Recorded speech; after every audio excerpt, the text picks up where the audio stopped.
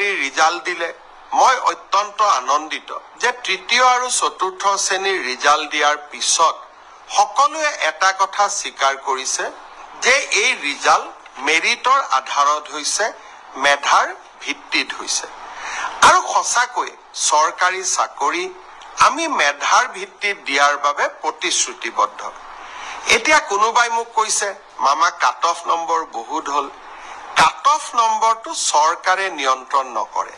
যদি ৩০০০ পোষ্ট থাকে আমি ২জন কৰি বা ৩জন কৰি উত্তীৰ্ণ প্ৰাৰ্থীক মাতো।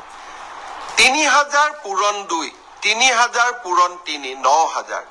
মেৰিট মতে ৯০০০ নম্বৰটো আহি যোৱাৰ লগে লগে ৯০০০ নম্বৰ লাভ কৰা ব্যক্তিজনৰ যিটো নম্বৰ সেইটোৱে কাট অফলৈকে ৰূপান্তৰিত হয়। কাট অফ কোনেও বনাই নিদিয়ে। কাট অফ ছাত্ৰ ছাত্ৰীসকলৰ পৰীক্ষাৰ ফলাফলে নিৰ্ণয় কৰে। কোনোবাই যদি ভাবে যে কাট অফ বেছি হৈছে তাৰ মানে ইয়াকে বুজাব পাৰি যে সঁচাকৈয়ে এইবাৰ পৰীক্ষাৰ ফলাফল যোৱাবাৰতকৈ ভাল হৈছে।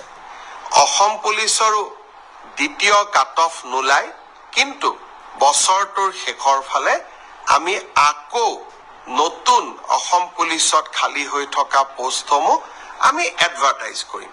কোনোবাই যদি পোৱা নাই হতাশ হ'ব নালাগে, দৌৰৰ প্ৰেক্টিচ অব্যাহত ৰাখিব লাগে। এডিআৰি পৰীক্ষাৰ প্ৰসংগতে মই উল্লেখ কৰিব খুজিছো যে এডিআৰি চতুৰ্থ বৰ্গৰ পৰীক্ষাৰ বাবে এতিয়া এটা অৰেল টেষ্ট হ'ব। এই অৰেল টেষ্ট আমি জুন মাহত অনুষ্ঠিত কৰিম। লগে লগে এডিআৰি তৃতীয় বৰ্ষৰ পাছ কৰা ছাত্ৰ ছাত্ৰীসকল বা যুৱক যুৱতীসকলৰ বাবে এটা স্কিল টেষ্ট হ'ব।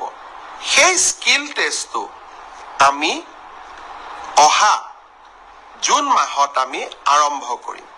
আমাৰ লক্ষ্য হৈছে যাতে এডিআৰিৰ নিযুক্তিও আমি 10 অক্টোবৰত দিব পাৰোঁ আৰু নৱেম্বৰ, ডিচেম্বৰ, জানুৱাৰীৰ ভিতৰত এডিআৰিৰ নতুন এডভাৰটাইজমেণ্টটো আমি যাতে দিব পাৰোঁ।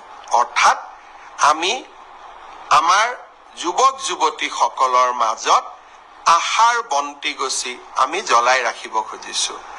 আঙুৰলতা